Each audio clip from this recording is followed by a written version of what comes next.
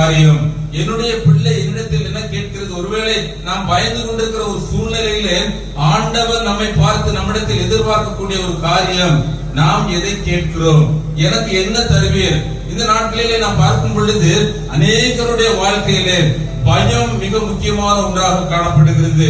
உலக வாழ்க்கையில என்னால் சரியாக ஓட முடியவில்லை, என்னுடைய குடும்பத்தை என்ன செய்ய முடியவில்லை, பாதுகாக்க முடியவில்லை, என்னுடைய பெற்றோரை பாதுகாக்க முடியவில்லை, நாளை என்பது என்ன எப்படி நடக்கும் என்பது எனக்கு தெரியாது என்று சொல்லி நாளைய கவலை அல்லது நாளைய பயத்தை வைத்து இன்றைய சந்தோஷத்தை நாம் என்ன செய்கிறோம்?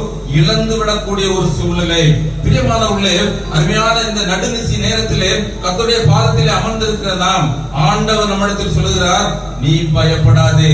ஆபிரகாமை பார்த்து சொன்ன, நீங்கள் பயப்பட வேண்டாம் சொல்லல, நீ பயப்படாத. எந்த சூழ்நிலை உன்னுடைய வாழ்க்கையிலே நம்முடைய வாழ்க்கையிலே என்ன சூழ்நிலை என்பதை நம்முடைய ஆண்டவருக்கு நன்றாக தெரியும். அதை வைத்துதான் அவர் சொல்லுகிறார். ஒருவேளை இந்த பயம் எப்படி வந்தது என்று நாம் பார்க்கும் பொழுது, நம்முடைய ஆதி பெற்றோர்களாகிய ஆதாமும் ஏவாளும் செய்த அந்த பாவத்தின் விளைவாக பயம் இந்த உலகத்திலே வந்தது. பிரியமானவர்களே, எந்த ஒரு மனிதனும் உலகத்திலே 33 கோடி தேவர்கள் உண்டு என்பதை நாம் அறிந்திருக்கிறோம். எந்த தேவனும் அல்லது எந்த மனிதனும் தன்னுடைய குடும்பத்துக்கு இப்படிப்பட்டதான ஒரு வசதி வாய்ப்புகளை செய்து கொடுக்கவில்லை.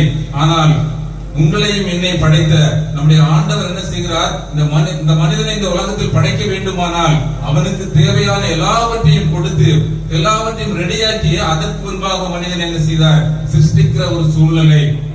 அப்படிப்பட்டதான ஒரு வாழ்க்கை நமக்கு கிடைக்குமே ஆனால் எவ்வளவு சிறப்பான ஒரு வாழ்க்கையாக அமைந்திருக்கும் என்பதை நாம் கற்பனை செய்து பார்த்தால் கூட என்ன செய்யாது, நமக்கு கிடைக்காது. ஆனா இங்க என்ன, இந்த ஆதாம்